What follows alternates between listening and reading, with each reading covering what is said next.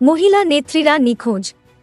অনুব্রত ইস্যুতে প্রীতি বৈশাখীদের নিশানা দিলীপ ঘোষের। সম্প্রতি তৃণমূল কংগ্রেস ও বিজেপি দলের মধ্যে এক চরম রাজনৈতিক দ্বন্দ্বের সৃষ্টি হয়েছে, যা নারীদের প্রতি অশ্রাব্য মন্তব্য ও শাব্দিক আক্রমণের মধ্যে থেকে আরও উত্থান লাভ করেছে।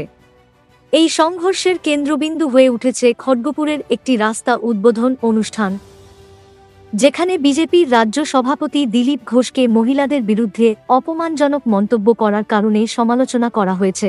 আর এই বিষয়টি আবার এক নতুন মোড় নিল যখন তৃণমূল কংগ্রেসের নেত্রী প্রীতি কাঁডার ও বৈশাখী সাহারা অভিযোগ করেন যে দিলীপ ঘোষ তাদের বিরুদ্ধে অবমাননাকর ভাষা ব্যবহার করেছিলেন।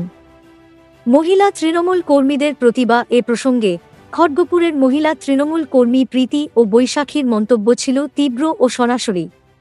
তারা বিজেপি নেতা দিলীপ ঘোষের বিরুদ্ধে অভিযোগ করেছিলেন তিনি তাদের উদ্দেশ্যে অশালীন ভাষা ব্যবহার করেছেন। সে সময় মহিলা তৃণমূল কর্মীরা রাস্তার উদ্বোধনী অনুষ্ঠানে উপস্থিত হয়ে দিলীপ ঘোষের বিরুদ্ধে বিক্ষোভ প্রদর্শন করেন। এ সময় দিলীপ ঘোষ মহিলাদের উদ্দেশ্যে বলেন, আমি তাদের চমকেছিলাম, যা তীব্র বিতর্কের জন্ম দেয়। এরপর দিলীপ ঘোষ আরও বলেন, কলকাতায় শশী পাঁজা সহ আরও কয়েকজন তাঁদের নিয়ে মিছিল করেছিল।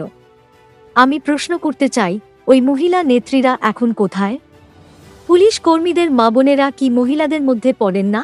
দিলীপ ঘোষের কটাক্ষ ও প্রতিবাদের মুখে তৃণমূল এখানে যে বিষয়টি উঠে আসছে তা হল দিলীপ ঘোষের মন্তব্যের সঙ্গে যুক্ত মহিলাদের অবমাননার বিষয়। তৃণমূল কর্মী প্রীতি কাঁডার দিলীপ ঘোষের মন্তব্যের প্রতিবাদ জানানোর পাশাপাশি বিজেপি নেতৃত্বের প্রতি কড়া ভাষায় হুঁশিয়ারি দিয়েছেন। তিনি বলেন, উনি তো স্বীকার করে নিয়েছেন যে মহিলাদের কুকথা বলেছেন। আমি বিজেপির কাছে অনুরোধ রাখব যে অবিলম্বে তাঁকে ঘাড়ধাক্কা দিয়ে বহিষ্কার করা হোক।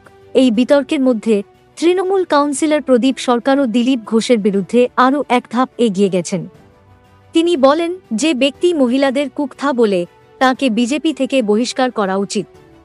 আমাদের দল অনুব্রত মণ্ডলকে নিয়ে যা কিছু করছে, বিজে